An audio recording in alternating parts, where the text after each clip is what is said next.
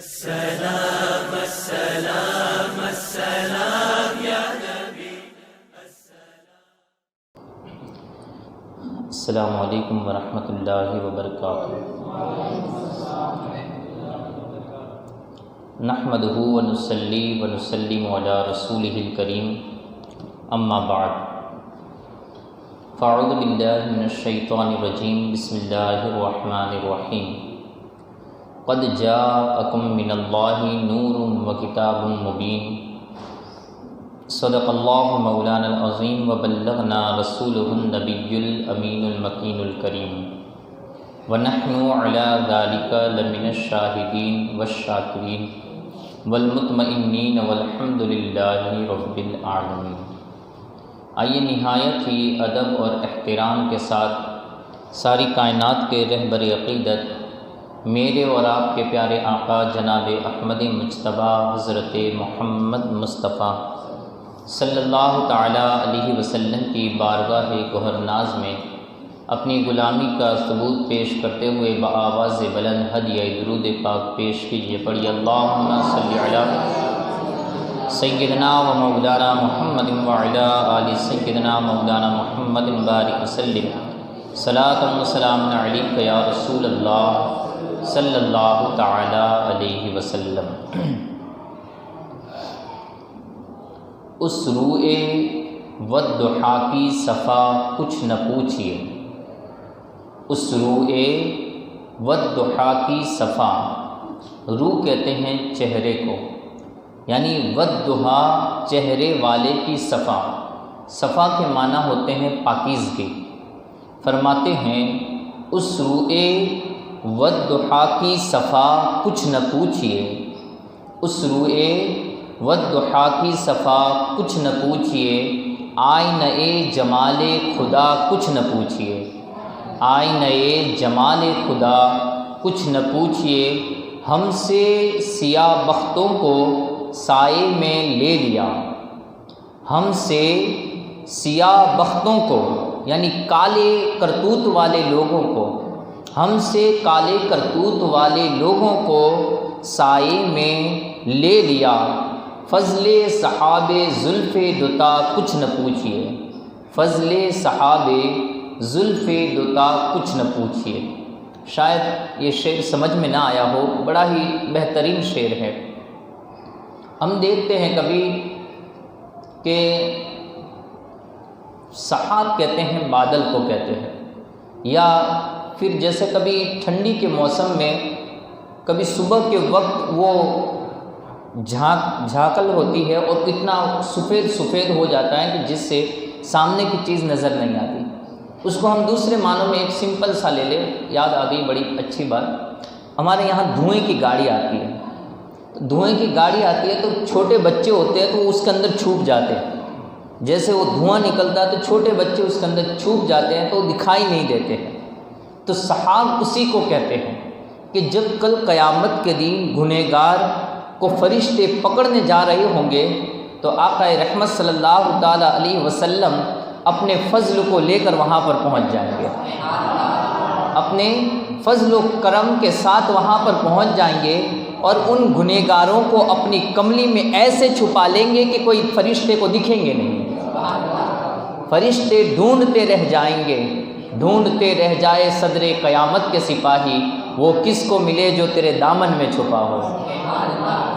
تو آقا رحمت صلی اللہ تعالیٰ علیہ وسلم انہیں اپنی چادر میں چھپا لیں گے۔ تو فرمایا کہ ہم سے سیاہ بختوں کو سائے میں لے لیا، ہم سے سیاہ بختوں کو سائے میں لے لیا، فضل صحاب زلف دوتا کچھ نہ پوچھئے،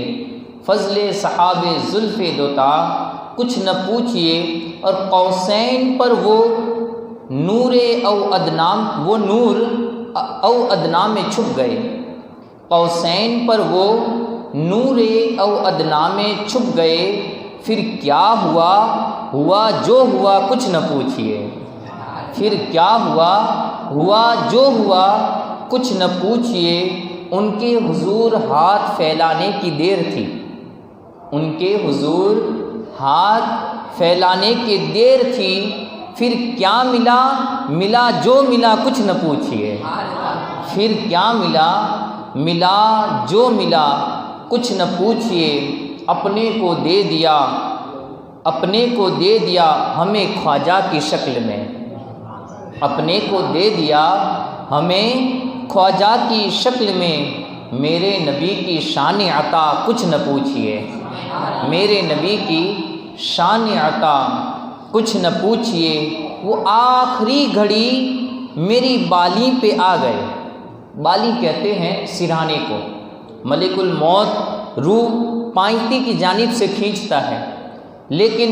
جب ملک الموت اس طرف روح کھینچ رہا ہوتا ہے، اللہ کا فرمان ہے وَلَوْ أَنَّهُمْ إِذْ ظَلَمُوا، اللہ رب العزت نے کلام مجید میں ارشاد فرمایا کہ جس وقت موت آئے گی اس وقت وہ موت کا وقت ایسا بندھا ہوا وقت ہے کہ وہ نہ اپنے وقت سے ایک سیکنڈ آگے آئے گی نہ ایک سیکنڈ پیچھے، یعنی ایک سیکنڈ کا بھی موقع نہیں ملے گا۔ شاعر کہتے ہیں، حضور شیخ الاسلام والمسلمین فرماتے ہیں کہ وہ آخری وقت بالکل کٹو کٹی کا وہ وقت تھا کہ جہاں پر ملک الموت روح کھینچنے کے لیے آ رہے تھے، اور وہ آخری وقت جب کہ بندہ بھی اپنے آقا کو تک رہا تھا، بندہ بھی اپنے آقا کو تک رہا تھا۔ فرمایا وہ آخری گھڑی میری بالی پہ آ گئے، حیرت سے تک رہی تھی قضا کچھ نہ پوچھئے، حیرت سے تک رہی تھی قضا کچھ نہ پوچھئے، خواجہ کے در کا ایک میں ادنا غلام ہوں، خواجہ کے در کا ایک میں ادنا غلام ہوں، آزاد ہوں بس اس کے سوا کچھ نہ پوچھئے، آزاد ہوں بس اس کے سوا کچھ نہ پوچھئے۔ آواز دے رہا ہے یمن کا غریق عشق، آواز دے رہا ہے یمن کا غریق عشق۔ غریق کہتے ہیں ڈوبے ہوئے کو، جو ڈوب جائے تو کہتے ہیں کہ غریق سمندر میں ڈوبنے والا، تو کہتے ہیں غریق عشق، جو عشق میں ڈوبے ہوئے ہیں۔ حضرت اویس قرنی رضی اللہ تعالیٰ عنہ جو یمن کے رہنے والے تھے، فرمایا آواز دے رہا ہے یمن کا غریق عشق، فرقت کے روز و شب کا مزہ کچھ نہ پوچھئے، فرقت کے جدائی کے دن اور رات کا مزہ کچھ نہ پوچھئے، فرقت کے روز و شب کا مزہ کچھ نہ پوچھئے۔ اختر فضائے خلد بری خوب تر سہی، اختر فضائے خلد بری خوب تر سہی۔ جنت میں تمام نعمتیں ہیں اور بڑی اچھی اچھی نعمتیں ہیں، لیکن اس وقت دنیا میں جب کہ ہم نے جنت کو دیکھا نہیں ہے، اس وقت دنیا میں ہم نے تو ایک ہی جنت دیکھی ہے۔ حضرت شیخ الاسلام والمسلمین فرماتے ہیں اختر فضائے خلد بری خوب تر سہی، بہت اچھی ہے جنت، خوب تر سہی۔ شہر نبی کی آب و ہوا کچھ نہ پوچھئے، شہر نبی کی آب و ہوا کچھ نہ پوچھئے، اس روئے والضحا کی صفا کچھ نہ پوچھئے، آئینہ جمال خدا کچھ نہ پوچھئے۔ درود پاک پڑھی اللہم صلی علی سیدنا و مولانا محمد وعلی آل سیدنا مولانا محمد بارک وسلم، صلاۃ و سلام علیک یا رسول اللہ صلی اللہ تعالی علیہ وسلم۔ کل ہم نے ایک بات سماعت کی تھی کہ اللہ رب العزت نے میرے اور آپ کے پیارے آقا رحمت للعالمین صلی اللہ تعالی علیہ وسلم کو نورانیت اور بشریت کا مرکب بنا کر پیدا فرمایا تھا، یعنی دونوں کو آپ کے جسم پاک میں جمع فرما کر پیدا فرمایا تھا۔ جو اللہ رب العزت نے آقا رحمت صلی اللہ تعالی علیہ وسلم کو نورانیت عطا فرمائی تھی، اس نورانیت کی بھی کوئی مثال نہ تھی، اور جو بشریت عطا فرمائی تھی اس بشریت کی بھی کوئی مثال نہیں تھی۔ اسی کے ضمن کے اندر معراج کے واقعے کی ایک دو باتیں بتاتے ہوئے میں نے یہ بات بتائی تھی کہ انبیاء کرام علیہ الصلاۃ والسلام کی جو روحیں تھیں، اور روح ہر ایک انسان کی نور ہوا کرتی ہے، اور انبیاء کرام علیہ الصلاۃ والسلام کی جو روحیں تھیں وہ تمام روحیں جو نور علی نور ہیں، جو نور علی نور روحیں ہیں، وہ تمام مقتدی بن کر پیچھے صفوں میں کھڑی تھی، اور آقا رحمت صلی اللہ تعالی علیہ وسلم اپنے جسم کے ساتھ امامت فرما رہے تھے۔ تو گویا کہ آقا رحمت صلی اللہ تعالی علیہ وسلم کے جسم کو اللہ رب العزت نے وہ شان و منزلت عطا فرمائی ہیں کہ وہ نور علی نور، روحیں بھی یہ آپ کے جسم کے مقابل کچھ نہیں ہیں، وہ بھی آپ کے مقابل اور آپ کے مقام تک نہیں پہنچ سکتی ہیں۔ اب اس میں کیا بات ہے کہ ایک طرف جسم جو ایک خاکی کہلاتا ہے، یعنی مٹی سے بنا ہوا کہلاتا ہے، جسم مٹی سے بنا ہوا کہلاتا ہے، اور روح جو نور ہے، لیکن یہاں پر تمام روحیں آقا رحمت صلی اللہ تعالی علیہ وسلم کے جسم خاکی کے بھی برابر نہیں۔ اس کی کیا وجہ ہے کہ وہ جسم جس کو خاکی لوگ مانتے ہیں، لیکن وہاں پر روحیں جو نور کہلاتی ہیں، اور وہ بھی انبیاء کی روحیں جو نور علی نور کہلاتی ہیں، وہ تمام پیچھے اقتدا کر رہی ہیں، اور آقا رحمت صلی اللہ تعالی علیہ وسلم جسم کے ساتھ یہ امامت فرما رہے ہیں۔ ہم نے ایک حدیث مبارکہ بارہا آپ لوگوں نے بھی سنی ہوگی کہ انسان کو وہیں دفنایا جاتا ہے جہاں سے اس کی مٹی لی جاتی ہے، انسان کو اسی جگہ پر دفنایا جاتا ہے جس جگہ کی مٹی سے وہ بنا ہوتا ہے۔ اور آقا رحمت صلی اللہ تعالی وسلم کا فرمان ہے کہ ایک حبشی کا مدینہ منورہ میں انتقال ہوا تو وہ حبشہ کا رہنے والا تھا، لیکن جنت البقیع میں اسے دفن کیا جا رہا تھا، جنت البقیع میں اسے دفن کیا جا رہا تھا۔ آقا رحمت صلی اللہ تعالی وسلم کا جب وہاں سے گزر ہوا تو فرمایا یہ کون ہے اور کس کو لوگ دفنا رہے ہیں؟ کہا حضور ایک حبشی غلام تھا جو انتقال کر گیا اور یہاں پر اس کو دفنایا جا رہا ہے۔ کہا کہ واقعی میں اس کو بنایا بھی اسی مٹی سے گیا تھا، اس کو بنایا بھی اسی مٹی سے گیا تھا۔ تو گویا حدیث مبارکہ سے ایک بات ہمیں پتہ چلی، میں آپ کو ایک پوائنٹ کی طرف لے جا رہا ہوں۔ حدیث مبارکہ سے ہمیں ایک بات پتہ چلی کہ انسان کو اسی جگہ دفنایا جاتا ہے جس جگہ کی مٹی سے اس کا جسم شکل دیا جاتا ہے، تیار کیا جاتا ہے۔ اب یہ حدیث مبارکہ اپنے ذہن میں رکھیں۔ اللہ رب العزت نے اب دوسری طرف آقا رحمت صلی اللہ تعالی علیہ وسلم کا ایک فرمان ہے کہ اللہ رب العزت نے جنت کو نور سے بنایا ہے، اللہ رب العزت نے جنت کو نور سے بنایا ہے، اس کی اینٹوں کو بھی نور سے بنایا، اس کا جو گارا ہے وہ گارا بھی نور سے بنایا گیا، اس میں جو درخت ہیں، پانی کی نہریں ہیں، وہ تمام نورانیت والی ہیں، وہ تمام نورانیت والی ہی ہیں۔ جنت کی ہر چیز نور ہے، جنت کی ہر چیز نور ہے، یہاں تک کہ وہ جو جنت کے اندر حوریں ہیں وہ بھی نور سے بنائی گئی ہیں۔ جنت کے اندر جو حوریں ہیں وہ بھی نور والی حوریں ہیں، وہ بھی نور سے بنائی گئی ہیں۔ اب ایک اور حدیث مبارکہ کو اپنے ذہن میں نوٹ کر لیجئے۔ آقا رحمت صلی اللہ تعالی علیہ وسلم نے ارشاد فرمایا، اپنے مصلی امامت پر بیٹھے ہوئے ہیں اور آپ کا حجرہ مبارکہ یہی بائیں جانب، یعنی یہاں سے میرے داہنی جانب آقا رحمت صلی اللہ تعالی وسلم کا حجرہ مبارکہ جو لوگ وہاں پر دیکھ کر آئے ہیں وہ جانتے ہوں گے کہ وہ وہاں پر بائیں جانب حضور صلی اللہ تعالی وسلم کا حجرہ مبارک ہے، اور وہاں سے آقا رحمت صلی اللہ تعالی وسلم کا پہلی صف میں جو دروازہ ہوتا تھا، نبی رحمت صلی اللہ تعالی وسلم اس دروازے سے مصلی امامت پر سیدھے آ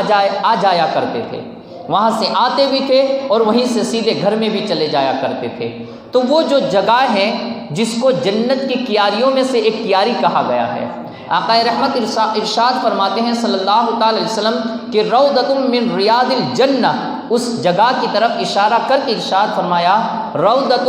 من ریاض الجنہ، یعنی جو میرا حجرہ ہے اس حجرے سے لے کر یہ مصلی امامت تک کی جو جگہ ہے وہ جنت کی گلیوں میں سے ایک گلی ہے، جو جنت کی گلیوں میں سے ایک گلی ہے۔ گویا کہ حضور کا روضہ مقدسہ بھی جنت کی مٹی والا ہے، اور آپ نے جو ارشاد فرمایا یہ جگہ ہے وہ جگہ بھی ایک جنت والی جگہ ہے کہ جس کو اللہ رب العزت نے جس چیز سے جنت کو پیدا فرمایا ہے اسی چیز سے اس جگہ کو بھی پیدا فرمایا،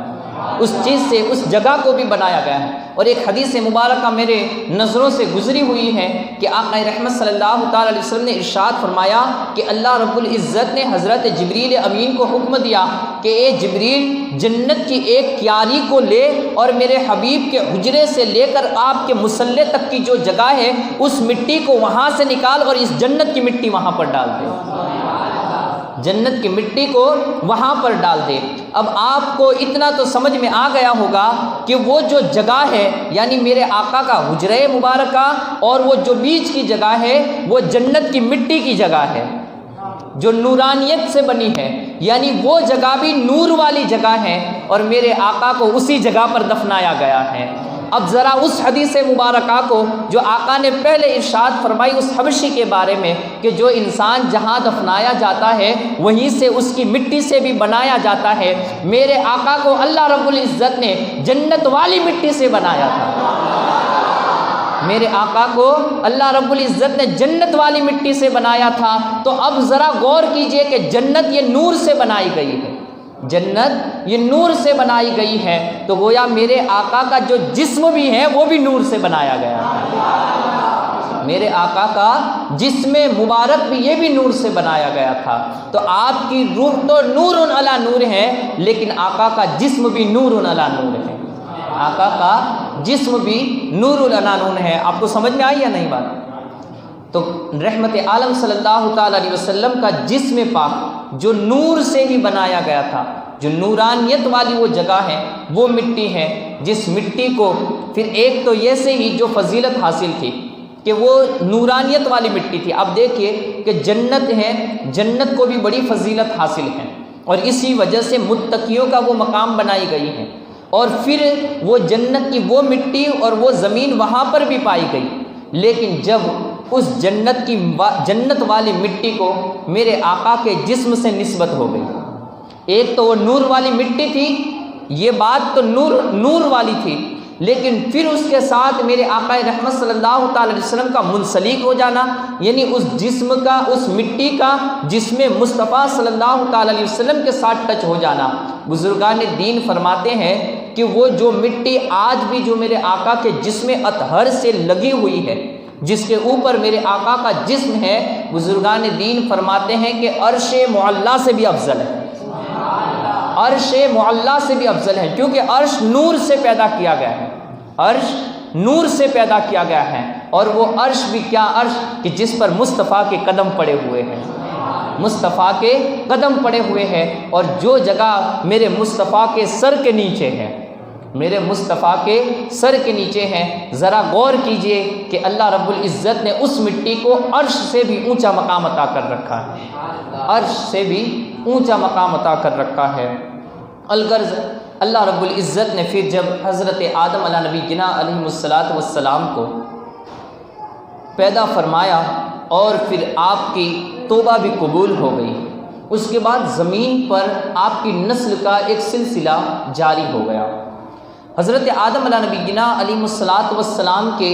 دور کا قانون میں قدرت یہ تھا، یعنی اللہ رب العزت کا یہ قانون تھا کہ اللہ رب العزت نے جو بھی حضرت حوا رضی اللہ تعالی عنہا کو حمل ٹھہرتا تھا، اس حمل سے اللہ رب العزت ہر حمل سے دو بچے پیدا فرماتا تھا،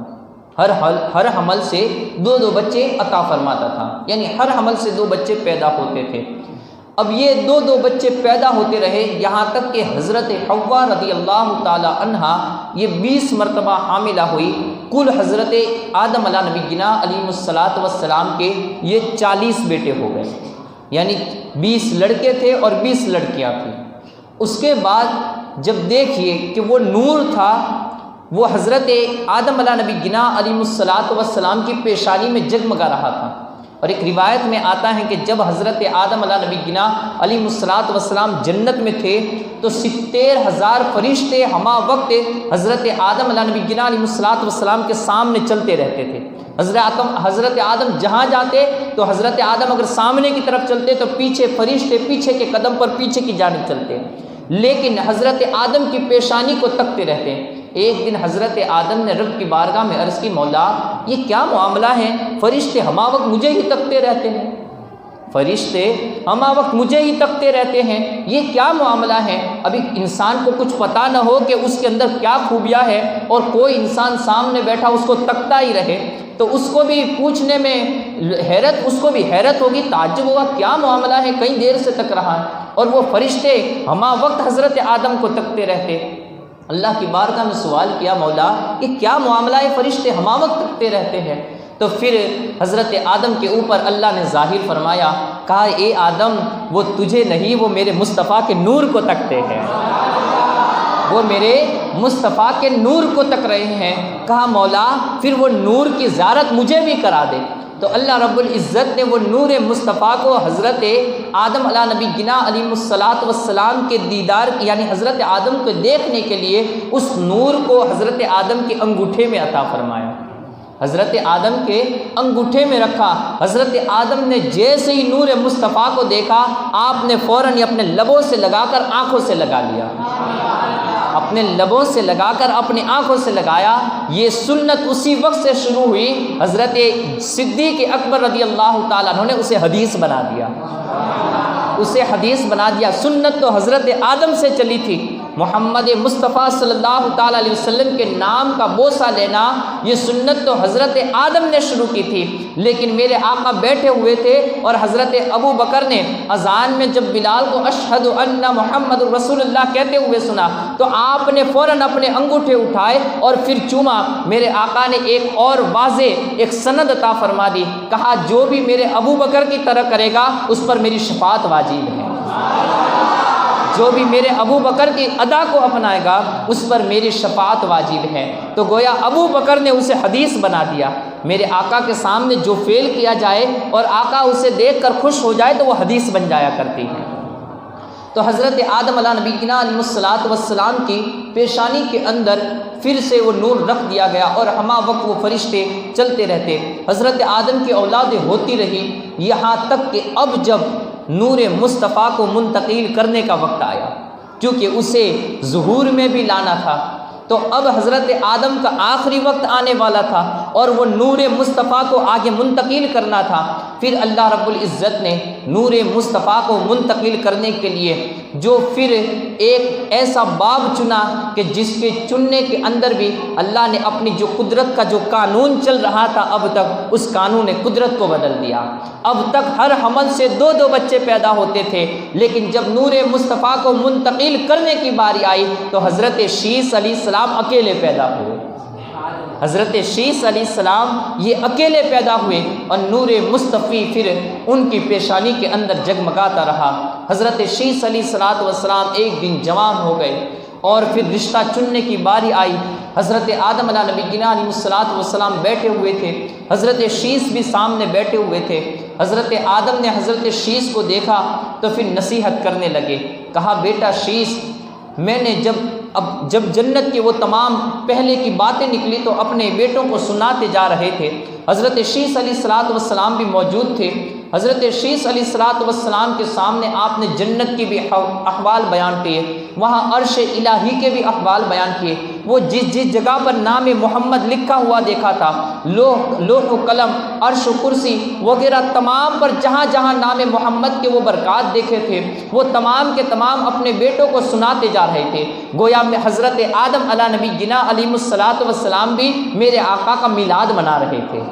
میرے آقا کا میلاد اپنے بیٹوں کے ساتھ منا رہے تھے۔ آقا رحمت صلی اللہ تعالیٰ علیہ وسلم کی شان و عظمت کے قصے اپنے بیٹوں کو سنا رہے تھے۔ حضرت شیس علیہ السلام سے نہ رہا گیا، آپ نے فوراً ہی اپنے والد ماجد حضرت آدم کی بارگاہ میں سوال کیا، کہا اے والد محترم کیا جس کے آپ اتنی شان بیان کرتے ہیں کیا وہ آپ سے بھی افضل ہے؟ وہ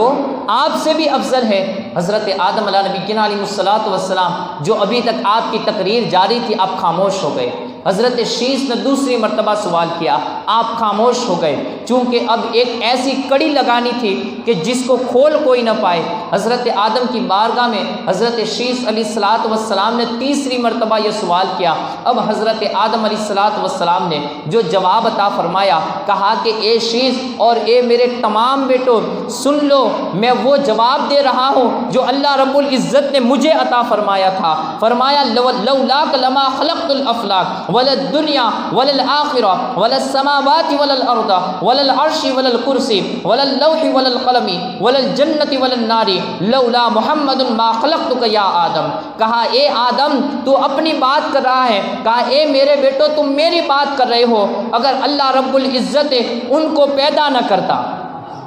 ان کو پیدا نہ کرتا تو یہ آسمان اور زمین کسی کو پیدا نہ فرماتا، یہ لوح و کرسی کسی کو، لوح و قلم کسی کو پیدا نہ فرماتا، عرش و کرسی کسی کو پیدا نہ فرماتا، بلکہ میرے آقا نے، میرے رب نے تو مجھے یہاں تک فرمایا، اے آدم اگر مجھے میرے مصطفیٰ کو پیدا کرنا مقصود نہ ہوتا تو میں تجھے بھی پیدا نہ فرماتا۔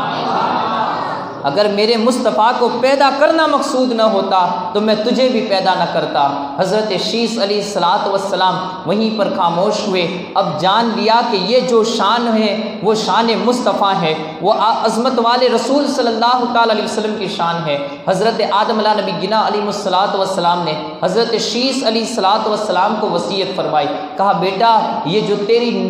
پیشانی جو جگمگا رہی ہے یہ کسی اور وجہ سے نہیں ہے، اب نور مصطفیٰ مجھ سے منتقل ہو کر تیری پیشانی میں آ چکا ہے، تیری پیشانی میں آ چکا ہے۔ اب اس کے لیے جب تو کسی رحم کو چنے یعنی کسی پیٹ کو چنے تو وہ پیٹ پاکیزہ اور سب سے عمدہ اور اعلیٰ ہونا چاہیے۔ جو رحم کے اندر یہ منتقل کیا جائے نور مصطفیٰ وہ سب سے افضل اور عالی ہونا چاہیے۔ اپنے رشتے کو ڈھونڈنے کے اندر کہیں ٹھوکر مت کھانا، جو سب سے افضل اور اعلیٰ ہو اسی کو اپنے نکاح کے لیے چننا۔ الغرض حضرت نبی رحمت صلی اللہ تعالیٰ علیہ وسلم کا نور یہ منتقل ہوتا گیا، جس کے اندر بھی وہ نور مصطفیٰ یہ منتقل ہوتا، اللہ رب العزت پورے زمانے میں اسے شان و مرتبہ عطا فرما دیتا۔ تمام زمانے کے اندر، تمام انسانوں کے اندر اس انسان کو اللہ رب العزت تمام انسانوں پر فضیلت عطا فرما دیتا۔ یہی وہ نور مصطفیٰ تھا جب حضرت نوح علیہ الصلاۃ والسلام کی پیشانی میں جگمگایا،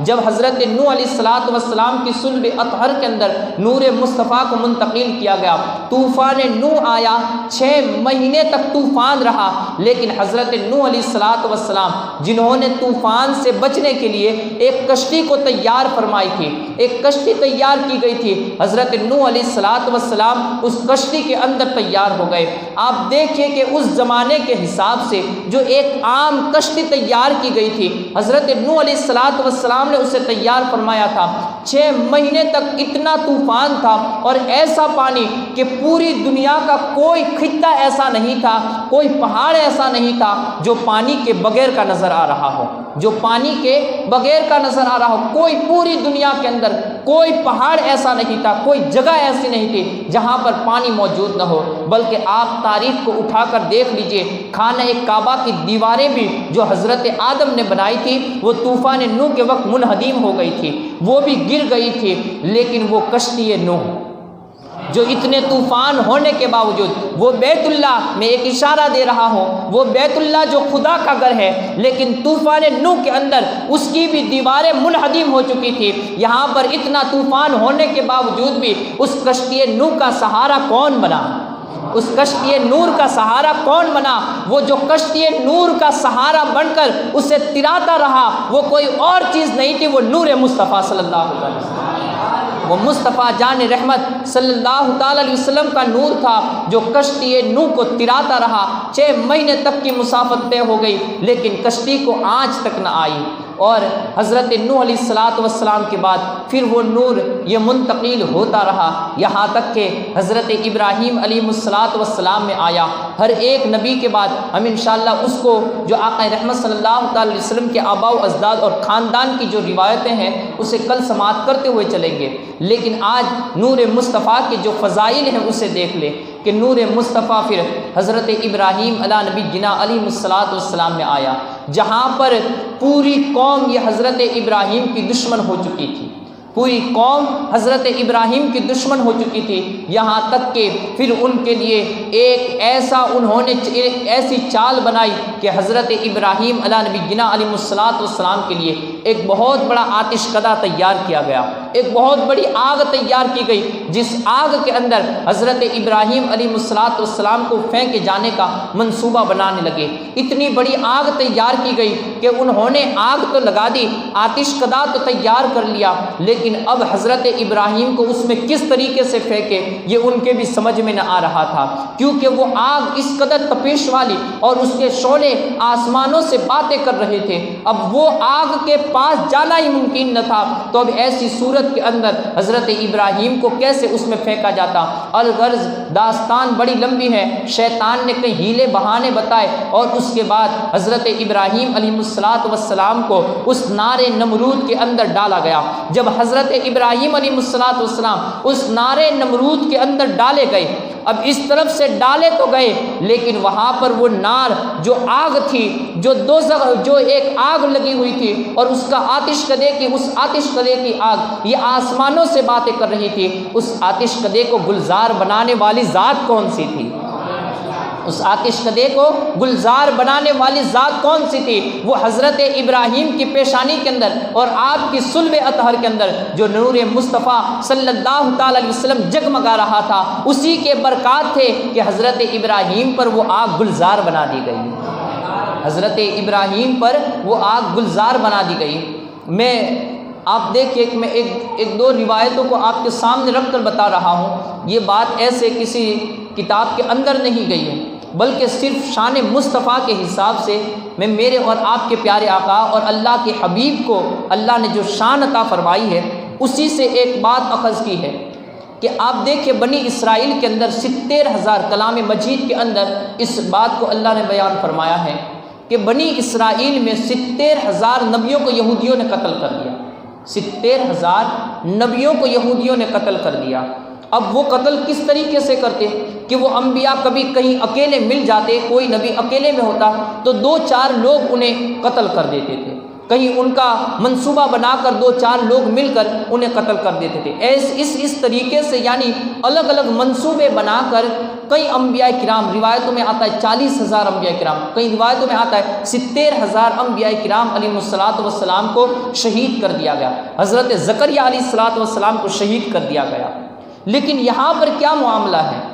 کہ جہاں پر وہ تمام انبیاء کو جہاں اکیلے اکیلے چن کر انہیں شہید کر دیا جاتا، لیکن حضرت ابراہیم علیہ السلام کے تو 2-3 لوگ تو دشمن نہیں تھے، پوری سلطنت حضرت ابراہیم کی دشمن بن چکی تھی، پورا ایریا حضرت ابراہیم کا دشمن بن چکا تھا۔ اور پھر ایسا نہیں کہ کوئی الگ سے گھروں کے اندر منصوبے بن رہے تھے، بلکہ حکومت وقت جو نمرود کا دربار تھا اس میں منصوبہ قائم ہو چکا تھا اور اس کے حکم پر ایک بہت بڑا آتش کدہ تیار کیا گیا، لیکن اس کے باوجود بھی حضرت ابراہیم کو جلا نہ سکے، حضرت ابراہیم کو شہید نہ کر سکے۔ حالانکہ اگر کرنا چاہتے، اگر نبی والا معاملہ ہوتا کہ نبی کریم جو نبی ہیں، اللہ کے نبی ہیں، ان کو شہید کوئی نہ کر سکتا، تو پھر بنی اسرائیل والے نے 70,000 نبیوں کو کس طریقے سے شہید کر دیا؟ 70,000 نبیوں کو کس طریقے سے شہید کر دیا؟ حضرت ابراہیم بھی اللہ کے نبی تھے، واقعی میں اللہ کے خلیل تھے، لیکن وہ نور مصطفیٰ صلی اللہ تعالی علیہ وسلم کی برکتیں تھی۔ حضرت ابراہیم پر نار نمرود گلزار بنا دی گئی، نار نمرود گلزار بنا دی گئی۔ اب حضرت ابراہیم علیہ السلام کے بعد وہی نور منتقل ہوتا ہوا حضرت اسماعیل علیہ السلام کی پیشانی میں چمکنے لگا۔ حضرت اسماعیل علیہ السلام ایک دن آپ حضرت ابراہیم علیہ السلام اور حضرت اسماعیل علیہ السلام خانہ کعبہ کو بنا رہے تھے، چونکہ طوفان نوح کے اندر خانہ کعبہ کی دیواریں یہ منہدم ہو گئی تھی۔ اب اس کے بعد وہ خانہ کعبہ کی تعمیر کر رہے تھے۔ اللہ رب العزت نے پورے واقعے کو پہلے پارے کے اندر بیان فرمایا ہے۔ جب انہوں نے خانہ کعبہ کی پوری تعمیر کر لی تو اس کے بعد اپنے رب کی بارگاہ میں دعا کرنے لگے کہ ربنا تقبل منا انک انت السمیع العلیم، اے ہمارے رب ہم سے اس قربانی کو اور اس محنت کو قبول فرما، بے شک تو سننے والا اور جاننے والا ہے۔ اس کے بعد اپنے رب کی بارگاہ میں انہوں نے اجر طلب کیا، کہا مولا ہم نے تیرے گھر کو یہاں پر بنایا ہے، تو ہمیں اس کا کوئی صلہ عطا فرما۔ بہت ساری دعائیں حضرت ابراہیم نے کی جو کلام مجید کے اندر پائی جاتی ہے، بہت ساری دعائیں کی، اور اسی کے ساتھ جب اپنے رب سے صلے کو طلب کیا تو اللہ رب العزت نے حضرت ابراہیم پر وحی بھیجی، کہا ابراہیم بتا کیا صلہ عطا کروں، ابراہیم بتا کیا صلہ عطا کروں۔ حضرت ابراہیم علیہ السلام شان مصطفیٰ کو جانتے تھے کہ جس کی برکتوں سے اب تک وہ وہاں سے نار نمرود سے یہ فارغ ہو کر اور وہاں سے حفاظت کے ساتھ یہاں تک خانہ کعبہ تک پہنچے تھے۔ رب کی بارگاہ میں دعا کی، حضرت اسماعیل علیہ السلام نے گویا وہاں پر اشارہ کر دیا ہوگا کہ مولا ہمیں وہ نور مصطفیٰ یہ ہماری نسل کے اندر چلاتے رہنا، نور مصطفیٰ یہ ہماری نسل کے اندر چلاتے رہنا۔ اب چونکہ حضرت اسماعیل علیہ الصلاۃ والسلام حضرت ابراہیم علیہ الصلاۃ والسلام کے بڑے بیٹے تھے، حضرت اسحاق بھی آپ کے بیٹے تھے لیکن وہ چھوٹے بیٹے تھے، اور جس وقت خانہ کعبہ تعمیر کیا گیا اس وقت حضرت اسماعیل موجود تھے، اسحاق موجود نہیں تھے، اور بنی اسرائیل کی جو نسل چلی ہیں وہ حضرت اسحاق سے چلی ہیں۔ حضرت اسماعیل وہاں پر موجود تھے جب حضرت ابراہیم نے دعا کی، حضرت اسماعیل نے آمین کہا تو اللہ رب العزت نے حضرت اسماعیل کو وہ نور مصطفیٰ عطا فرما دیا۔ اب وہ نور مصطفیٰ ایک طرف حضرت اسحاق کی نسل کے اندر کئی ہزار انبیاء کرام علیہ الصلوۃ والسلام آئے، لیکن یہاں پر حضرت اسماعیل علیہ الصلوۃ والسلام کے بعد کوئی نبی نہیں آیا، سیدھے میرے اور آپ کے پیارے آقا کا جنم ہوا، سیدھے میرے اور آپ کے پیارے آقا رحمت للعالمین صلی اللہ تعالی علیہ وسلم کی پیدائش ہوئی۔ حضرت اسماعیل علیہ الصلوۃ والسلام کو وہ نور مصطفیٰ عطا کر دیا گیا۔ پھر حضرت اسماعیل نے بھی کیا اس نور مصطفیٰ کے برکات حاصل کیے۔ دیکھیے اللہ رب العزت نے جب انہیں امتحان کے اندر مبتلا فرمایا اور وہی قربانی کو طلب کیا گیا، حضرت ابراہیم علیہ الصلوۃ والسلام بڑے ہی جوش و خروش کے ساتھ اپنی چھری کو حضرت اسماعیل علیہ الصلوۃ والسلام کی گردن پر پھیر رہے تھے، بڑا ہی اس پر زور دے رہے تھے، بڑا ہی وزن دے رہے تھے، لیکن چھری پھر بھی حضرت اسماعیل کے گلے کو ایک آنچ نہیں پہنچا رہی تھی، چھری پھر بھی حضرت اسماعیل کے گلے کو یہ کاٹ نہیں رہی تھی۔ اس چھری کو روکنے والی ذات کون سی تھی؟ وہ میرے اور آپ کے مصطفیٰ جان رحمت صلی اللہ تعالی علیہ وسلم کے نور مصطفیٰ تھی۔ وہ نور مصطفیٰ کی ذات تھی کہ جس نور مصطفیٰ کی وجہ سے حضرت اسماعیل کے نرم نازک والی چمڑی کو اس چھری نے نہیں کاٹا،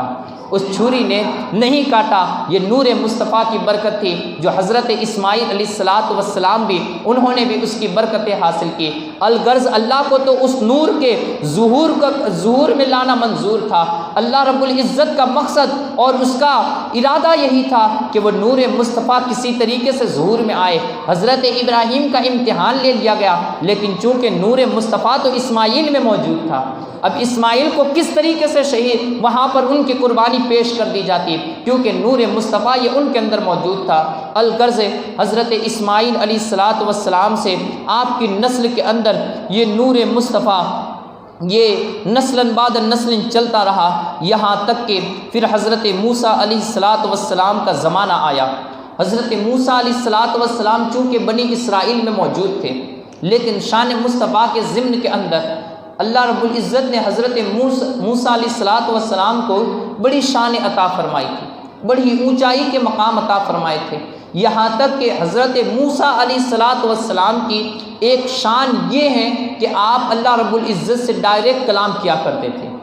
آپ اللہ رب العزت سے ڈائریکٹ کلام کیا کرتے تھے۔ تو ایک دن اللہ رب العزت کی بارگاہ میں جب وہ کلام کر رہے تھے اور اللہ رب العزت کو اپنے نبی حضرت موسیٰ علیہ الصلوۃ والسلام پر جب پیار آیا، انہیں رسالت عطا فرمائی، انہیں نبوت عطا فرمائی اور انہیں توریت کی تختیاں عطا فرمائی، توریت کتاب یہ انہیں عطا فرمائی۔ جب حضرت موسیٰ علیہ الصلوۃ والسلام کو توریت کی تختیاں عطا کی گئی تو انہوں نے اپنے رب کی بارگاہ میں، چونکہ حضرت موسیٰ علیہ الصلوۃ والسلام یہ بڑے ہی مچل اٹھے، بڑے ہی خوش ہو گئے، اور خوش ہو کر جب انہوں نے اس توریت کی تختیوں کو اپنے ہاتھ میں پکڑا تو اپنے سینے سے لگا لیا، اپنے سینے سے لگا کر پھر فرمایا فخذ ما آتیتک وکن من الشاکرین۔ حضرت اللہ رب العزت نے حضرت موسیٰ سے ارشاد فرمایا، کہا اس کو اپنے ہاتھوں میں مضبوطی سے پکڑ لے اور اس کے بعد میرا شکر ادا کیا کر، فخذ ما آتیتک وکن من الشاکرین، اور میرے شکر کرنے والے بندوں میں سے ہو جا۔ اور پھر اسی کے ساتھ ایک اور ارشاد باری تعالیٰ ہوا، فرمایا ومت علی التوحید وعلی حب محمد صلی اللہ تعالیٰ علیہ وسلم، کہا کہ تو توحید اور میرے محبوب صلی اللہ تعالیٰ علیہ وسلم کی محبت میں اپنی زندگی گزارنا اور اسی پر موت کو بھی طلب کرنا، اسی پر موت کو بھی طلب کرنا۔ اب جب حضرت موسیٰ علیہ الصلوۃ والسلام جو ابھی تک چونکہ توریت کی تختیاں عطا ہوئی تھی، اللہ سے ہم کلامی کا شرف نصیب ہوا تھا اور اللہ رب العزت سے اتنی بے پایا اس کا فضل پایا تھا، تو اتنے خوش تھے، لیکن جب یہ لفظ سنے کہ وحب محمد صلی اللہ تعالیٰ علیہ وسلم، کہ میرے محبوب کی محبت میں زندگی بھی گزارنا اور اسی پر اپنی موت کو یعنی اپنے خاتمے کو بھی طلب کرنا، تو پھر اللہ رب العزت کی بارگاہ میں بڑی تعجب کے انداز میں عرض کرنے لگے، مولا یہ محمد الرسول اللہ صلی اللہ تعالی علیہ وسلم کی ذات کون ہے جس کی محبت تو مجھ پر واجب قرار دے رہا ہے، جن کی محبت تو مجھ پر فرض قرار دے رہا ہے، یہ کون ہے؟ یہ محمد صلی اللہ تعالی علیہ وسلم کون ہے؟ اب اللہ رب العزت نے جو حضرت موسیٰ علیہ السلام کو جو وحی فرمائی وہ کیا وحی تھی؟ اللہ رب العزت نے حضرت موسیٰ کو مخاطب کرتے ہوئے فرمایا، اے موسیٰ دل و جان سے سن لے، اپنے کانوں کو کھول کر سن لے کہ محمد الرسول اللہ صلی اللہ تعالی علیہ وسلم یہ میرے محبوب ہے۔ اگر کوئی تیری امت میں سے بھی ان کی رسالت کا انکار کرے گا تو یاد رکھ کہ میں اسے دوزخ کے حوالے کر دوں گا، کوئی فرشتہ اس کے اوپر رحم نہیں کھائے گا، کوئی نبی اس کی شفاعت نہیں کرے گا، وہ جہنم کی آگ کے اندر پھینک دیا جائے گا اور کوئی بھی اس کو بچانے والا نہ ہوگا، میرے غضب سے وہ بچ نہیں سکے گا جو میرے حبیب کی رسالت کا انکار کرے گا۔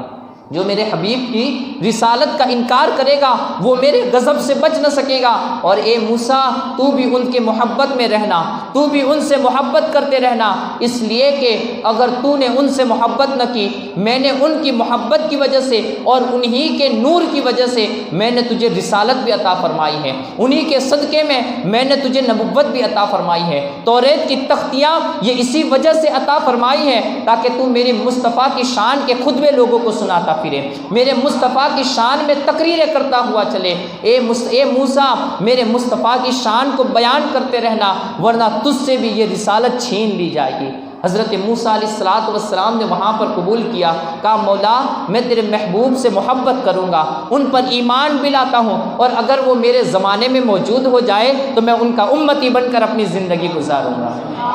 میں ان کا امتی بن کر اپنی زندگی گزاروں گا۔ اب یہاں پر جو وہ روایت کے الفاظ ہیں کہ کوئی نبی ان کی شفاعت نہیں کر سکے گا، نہیں کرے گا، اور کوئی فرشتہ ان پر رحم نہیں کھائے گا۔ آج دیکھ کے جتنے بھی یہودی ہیں وہ تمام کے تمام حضرت موسیٰ علیہ السلام کے ماننے والے ہیں، جتنے عیسائی ہیں وہ تمام کے تمام حضرت عیسیٰ علیہ نبی گنا علیہ السلام کے ماننے والے ہیں۔ یہودی جو کچھ بھی ہیں چاہے وہ ہمارے دین کو نہیں مانتے لیکن تعریفیں تو حضرت موسیٰ ہی کرتے ہیں، عیسائی جو کچھ بھی ہیں ہمارے نبی کو نہیں مانتے لیکن تعریفیں تو حضرت عیسیٰ ہی کی کرتے ہیں، کلمہ تو حضرت عیسیٰ ہی کا پڑھتے ہیں، تمام جتنی بھی باتیں بیان کرتے ہیں وہ حضرت عیسیٰ ہی کی بیان فرما رہے ہیں، حضرت عیسیٰ پر ایمان بھی لائے ہوئے ہیں، اللہ کی وحدانیت کو بھی تسلیم کرتے ہیں، لیکن پھر بھی رب نے انہیں کافر بنا دیا ہے، پھر بھی رب نے ان کے ساتھ دوستی کو بھی حرام فرما دیا ہے۔ یا ایھا الذین آمنوا لا تتخذوا اليہود والنصارى، اے ایمان والو ان یہودیوں اور ان نصرانیوں کے ساتھ کوئی دوستی نہ کرنا، ان کو اپنا دوست نہ بنانا، وہ یہودی جو اللہ کو بھی مان رہے ہیں، وہ یہودی جو اللہ کو بھی مان رہے ہیں اور اپنے وقت کے نبی حضرت موسیٰ پر بھی ایمان لا رہے ہیں، وہ عیسائی جو اللہ کی وحدانیت کا اقرار بھی کر رہے ہیں اور حضرت عیسیٰ جو اللہ کے نبی ہیں انہیں بھی مان رہے ہیں، لیکن پھر بھی اللہ رب العزت نے جاں بجا ان کی برائیاں بیان فرمائی ہے، ان سے دور رہنے کا حکم فرمایا ہے، ان کے ساتھ دوستی کا تعلق قائم نہ کرنے کا حکم فرمایا ہے۔ آخر کار وجہ کیا ہے مولا، یہ کیا وجہ ہے جبکہ وہ تیرا کلمہ بھی پڑھ رہے ہیں، تجھے مان بھی رہے ہیں، تیرے نبی کو بھی مان رہے ہیں، تو نے جس رسول کو ان کی طرف مبعوث کیا تھا وہ اس رسول کا کلمہ بھی پڑھ رہے ہیں۔ اللہ کی طرف سے آواز آئے گی کہ میرے بندو وہ واقعی میں میرا نام لے رہے ہیں، وہ واقعی میں حضرت موسیٰ کا کلمہ پڑھ رہے ہیں، وہ واقعی میں حضرت عیسیٰ کو تسلیم کر رہے ہیں، لیکن میں نے جس وجہ سے جس کے سبب اس پوری دنیا کو اور اس پوری کائنات کو تخلیق بخشی ہے، پوری کائنات کو پیدا کیا ہے، اس جانے کائنات پر وہ ایمان نہیں لا رہے ہیں، وہ مصطفیٰ جان رحمت صلی اللہ تعالی علیہ وسلم سے محبت نہیں کر رہے ہیں۔ میرے نزدیک تو اسی کا ایمان معتبر ہے جو میرے مصطفیٰ سے محبت کرتا ہو، میرے نزدیک اسی کا ایمان معتبر ہے جو میرے مصطفیٰ سے محبت کرتا ہو۔ جو مصطفیٰ سے محبت نہ کرتا ہو پھر چاہے وہ کتنی بھی عبادتیں کر لے، چاہے وہ کتنے سجدے ہی کر لے، چاہے وہ کتنی ریاضتیں کر لے، روزے رکھ لے، لیکن رب کے نزدیک تو اس کا ایمان معتبر نہیں۔ اگر واقعی میں ایمان معتبر ہوتا تو پھر یہودی بھی اللہ کے ولی ہوتے، عیسائی بھی اللہ کے ولی ہوتے، لیکن ان کے ایمان کو رائگاں قرار دیا گیا۔ حضرت موسیٰ علیہ السلام نے جب یہ سنا، اس کے بعد حضرت موسیٰ علیہ السلام نے بھی اقرار کیا، مولا واقعی میں تو نے حضرت محمد صلی اللہ تعالیٰ علیہ وسلم کو بڑی اونچی شان عطا فرمائی ہے۔ اور اس کے بعد ہمہ وقت روایتوں میں آتا ہے حضرت موسیٰ علیہ السلام اسی توریت کی تختیوں سے اپنی امت کو آقا رحمت صلی اللہ تعالیٰ علیہ وسلم کے احوال بیان کرتے تھے، ہمہ وقت نبی رحمت صلی اللہ تعالیٰ علیہ وسلم کی تعریفیں بیان کیا کرتے تھے۔ اور یہی وجہ ہے کہ یہودی جو یروشلم کے رہنے والے تھے، جو افریقہ جو یہودی جو بیت المقدس کے پاس ان کے جنم ہوئے تھے اور وہاں پر کنعان وغیرہ میں وہ بسنے والی قوم تھی، لیکن جب آقا رحمت صلی اللہ تعالیٰ علیہ وسلم مدینہ میں ہجرت کر کے پہنچے تو وہاں پر 6 قبیلے یہودیوں کے موجود تھے، یہودیوں کے 6 قبیلے موجود تھے۔ ان یہودیوں کو بیت المقدس سے یروشلم سے لے کر مدینہ میں کون لے کر آیا تھا؟ ان یہودیوں کو مدینہ کوئی اتنا بڑا بازار تو نہیں تھا کہ جہاں پر بڑی تجارتیں اور بڑی منڈیاں لگتی تھی، نہیں، جو یہودیوں کو یروشلم سے لے کر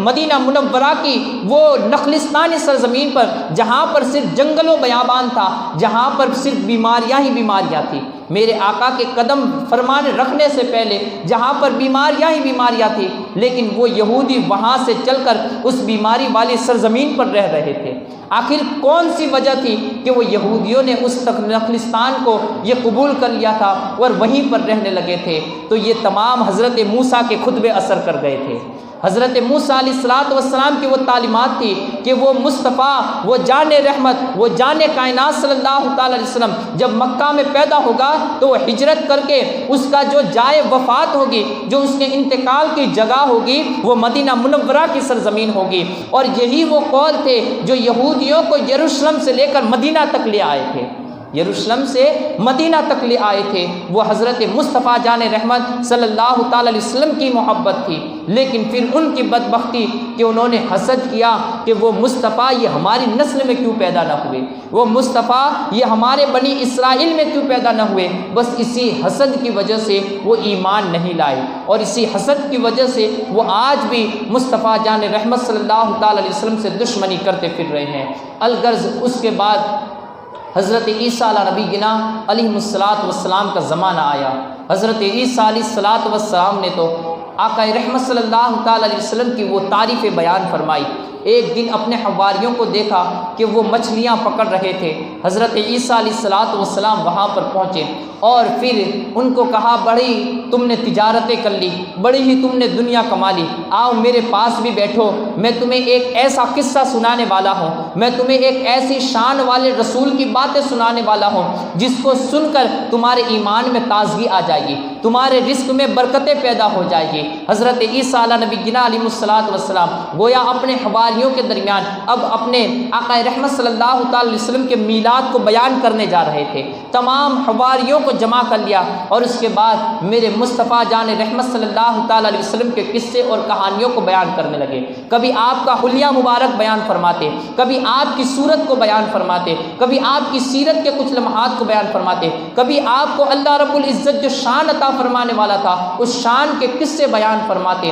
حواریوں نے جب یہ سنا تو حضرت عیسیٰ کی بارگاہ میں عرض کرنے لگے کہ اے اللہ کے نبی عیسیٰ، آپ تو اللہ کے کلمے ہیں، آپ تو اللہ کی روح ہیں، کیا وہ آنے والا جو ہوگا کیا وہ آپ سے بھی افضل ہوگا؟ حضرت عیسیٰ علیہ نبی گنا علیہ السلام کچھ دیر کے لیے خاموش ہوئے اور اس کے بعد ایک ایسا جواب عطا فرمایا جو عیسائیوں کی پوری سلطنت اور ان عیسائیوں کی پوری نسلوں پر ایک کیل بنا کر حضرت عیسیٰ علیہ السلام نے ٹھوک دیا۔ کہا تم میری اور اس کی برابری یا اونچے اور میرے اونچے نیچ مقام کی بات کر رہے ہو؟ کہا عیسیٰ ابن مریم کو تو اس کے جوتے کا تسمہ باندھنے کا موقع مل جائے، اس نبی آخر الزمان کے جوتے کی جو دوری ہوتی ہے اس دوری باندھنے کا اگر عیسیٰ ابن مریم کو موقع مل جائے تو عیسیٰ تو اپنے اس عمل کے اوپر بھی فخر کرتا پھرے گا۔ عیسیٰ ابن مریم اپنے اس عمل پر کہ وہ نبی جوتے پہن رہے ہو اور کہے اے عیسیٰ میرے جوتے کا تسمہ باندھ دے، وہ کہیں کرسی پر بیٹھے ہوئے ہو پاؤں نیچے ہو اور مجھے حکم دے تو میں اپنے گھٹنوں کو ٹیک دوں اور وہ نبی آخر الزمان صلی اللہ تعالیٰ علیہ وسلم کے پاؤں کو اپنے گھٹنوں پر رکھ کر ان کی ڈوری کو یہ گٹھن لگاؤں اور ان کا تسمہ باندھو. کہا اگر یہ موقع بھی مجھے مل جائے تو میں تو پوری زندگی اسی عمل پر فخر کرتا پھروں گا. غور کیجئے کہ اللہ نے اپنے حبیب کو کیسی شان عطا فرمائی ہے، کیسی عظمت عطا فرمائی ہے کہ جہاں پر وقت کے عیسیٰ جن کو اللہ رب العزت نے جن کو بغیر باپ کے پیدا فرمایا تھا، جو اللہ کی روح کہلاتے تھے، اللہ کا کلمہ کہلاتے تھے، وہ 5 انبیاء کرام علیہ السلام میں حضرت عیسیٰ کا مقام ہے کہ جس 5 نبیوں کو، جس 5 رسولوں کو اللہ رب العزت نے پنجتن پاک فرمایا ہے، جو رسولوں میں پنجتن کے مقام پر فائز تھے، ان میں حضرت عیسیٰ علیہ السلام کی ذات ہے. لیکن وہی حضرت عیسیٰ علیہ نبینا علیہ السلام اپنے آپ کو اس بات پر فخر کرنے والا سمجھتے ہیں کہ اس نبی آخر الزمان صلی اللہ تعالیٰ علیہ وسلم کے جوتے کا تسمہ باندھنے کا مجھے موقع مل جائے تو میں بھی اپنی پوری زندگی اسی عمل کے اوپر فخر کرتا رہوں گا. الغرض اللہ رب العزت نے اپنے حبیب کو بڑی ہی شان عطا فرمائی ہے. آقا رحمت صلی اللہ تعالیٰ علیہ وسلم نے تمام انبیاء کے مقام کو ایک طرف رکھا اور اللہ نے اپنے حبیب کے مقام کو ایک طرف رکھا، بلکہ تمام انبیاء کو جو مقامات عطا فرمائے گئے وہ مصطفیٰ جان رحمت صلی اللہ تعالیٰ علیہ وسلم کے صدقے میں عطا فرمائے گئے. آقا رحمت صلی اللہ تعالیٰ علیہ وسلم کے صدقے میں عطا فرمائے گئے. آپ دیکھیے حضرت ابراہیم علیہ السلام یہ بھی اللہ کے خلیل ہے اور آقا رحمت صلی اللہ تعالیٰ علیہ وسلم اللہ کے حبیب ہے. خلیل اور حبیب کے معنی کو اگر آپ لغات میں ڈھونڈیں گے تو دونوں کا معنی ایک ہی آئے گا کہ خلیل کے معنی بھی دوست ہوتے ہیں اور حبیب کے معنی بھی دوست ہوتے ہیں. خلیل کے معنی بھی دوست ہوتے ہیں اور حبیب کے معنی بھی پیارے دوست کے ہوتے ہیں، لیکن ہوتا تو دوست ہی ہیں. اب جب دونوں دوست ایک ہی ہیں، معنی دونوں کا ایک بنتا ہے. اللہ نے ابراہیم کو اپنا خلیل بنایا ہے، آقا رحمت صلی اللہ تعالی وسلم کو اپنا حبیب بنایا ہے، لیکن پھر بھی مقام کے اندر کتنی واضح فرق ہے کہ ابراہیم علیہ السلام کو جو رب نے مقام عطا فرمایا ہے اور اللہ رب العزت نے حضرت ابراہیم سے ایک دن مخاطب ہوا، کہا ابراہیم میں نے تمہارے لیے جنت میں ایسے ایسے محلات تیار کر رکھے ہیں. ایک دن موسیٰ سے مخاطب ہوا، کہا موسیٰ میں نے جنت میں تمہارے لیے ایسے ایسے محلات تیار کر رکھے ہیں. اب جب کوئی بتائے یہ بھی کہ ہم نے تمہارے لیے ایسی تیاریاں کر رکھی ہے تو اگر واقعی میں وہ دوست ہو تو پھر یہ بھی تو عرض کرے گا، یہ بھی تو کہے گا کہ مولا مجھے وہ مقامات تو دکھا دے. لیکن اللہ نے فوراً دوسرے لفظوں میں کہا جب تم آؤ گے تب تمہارے مقامات تمہیں دکھا دیے جائیں گے. جب تم آؤ گے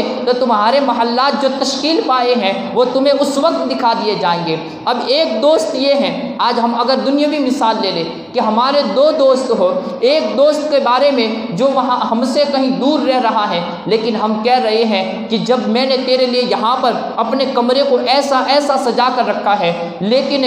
اس طریقے سے اس کو تشکیل دیا گیا ہے، تو وہ کہے گا کہ وہ ذرا مجھے دکھا بھی تو دے. کہا جب تو آئے گا تب میں تجھے دکھا دوں گا، جب تو آئے گا تب میں تجھے دکھا دوں گا. اور ایک دوست وہ بھی ہو کہ جس کے بارے میں جس کو فون کر کے ہم بتائیں کہ میں نے تیرے لیے ایسی ایسی تیاریاں کر رکھی ہے، ایسی ایسی سجاوٹ کر رکھی ہے، ایسے ایسے میں نے تیرے لیے یہ کام کر رکھے ہیں. اب وہ کہے کہ مجھے ذرا دکھا دے، آپ کہے کہ دکھا دو بلکہ تو اسی وقت آ جا، میں اسی وقت تجھے دکھانا چاہتا ہوں. تو اب وہ دونوں دوست کے اندر فرق ہو، وہ کہے کہ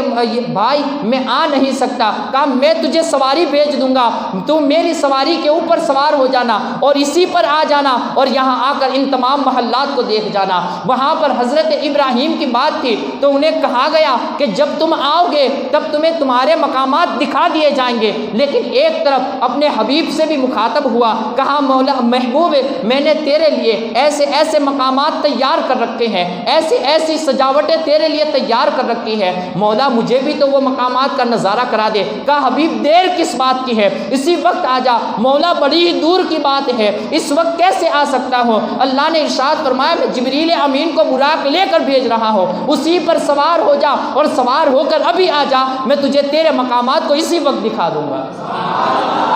میں تجھے تیرے مقامات اسی وقت دکھا دوں گا۔ تو حبیب وہ ہوتا ہے کہ مولا اس کی مرضی چاہتا ہے، اور خلیل وہ ہوتا ہے جو اپنے مولا کی مرضی چاہتا ہے، کلیم وہ ہوتا ہے جو مولا کی مرضی چاہتا ہے، لیکن حبیب مصطفیٰ صلی اللہ تعالیٰ علیہ وسلم وہ ہیں جن کی رب خود مرضی چاہتا ہے۔ خدا چاہتا ہے،